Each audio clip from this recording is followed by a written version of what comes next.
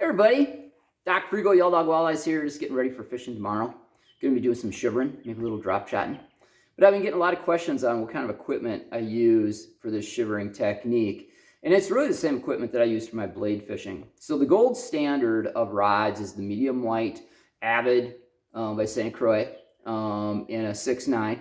And this has been kind of the gold standard blade rod for, I'd say, a good 15 years. So when you're looking for a rod, you want one a little longer, like that's 6.9, 6.10, and then you want something that's a medium light. Why the medium light over the medium? Well, the first thing is we're using hard lines. We're using like a fire line over a mono. And so really there's no give. And so when you're fighting that fish, you want that softer rod so that it really can do the shock absorption. You don't lose that fish. When you're fighting a fish with mono, you got all the shock absorption in the line because of all the stretchiness, and it's actually pretty hard to lose a fish on mono compared to hardline. Hardline, you throw slack to the fish, automatically that slack is going right to the hooks. So the medium light rod is really going to help you. The second thing that the medium light rod does is that when you're working a blade bait, you don't overwork the blade. When you do that lift with the blade, it really allows it to flutter as it's coming up. Now, conversely, when you're snapping like a Shiver Minnow or a jig and wrap, whatever you choose to use, is that you're snapping through the slack. And so when you're snapping through that slack, it really loads up the tip. And then it has this delayed spring at the end that really allows that Shiver Minnow to pop off the bottom in an erratic way, and then you can throw slack back and then it swims back down. So the medium light really does that. Is with a medium, you're not getting that loading up of the rod. You're not giving that little momentary forgiveness, that little momentary pop that you're getting with the medium light. You know, the other thing too, as we talked about before, fighting a fish.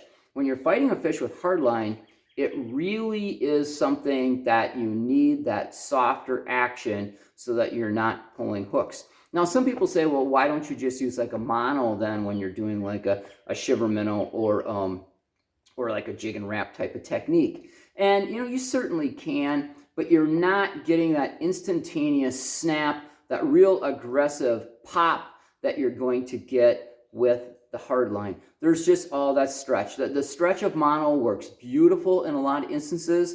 A lot of my jig pitching rods, I want them to act like mono rods. I have long leaders of about 15 yards sometimes of mono, you know, connected to my hard line. And I like that because I want that float, I want that forgiveness, everything that mono gives you, but I don't like my reel to act like it has silly string on it, because there's a lot of good properties of the no stretch lines. So anyways, if you have any questions about that, certainly send me a message.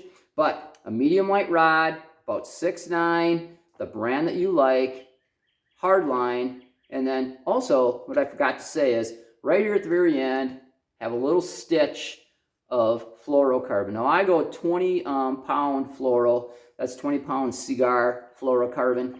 That little extra stiffness keeps the blade bait from flipping and also keeps the Shiver Minnow or jig and wrap from flipping around. So it just controls it a little better. It's not being done for like invisibility or anything like that, because with this snap and pop, or like the flutter of a blade, the fish is really reacting and pouncing on it.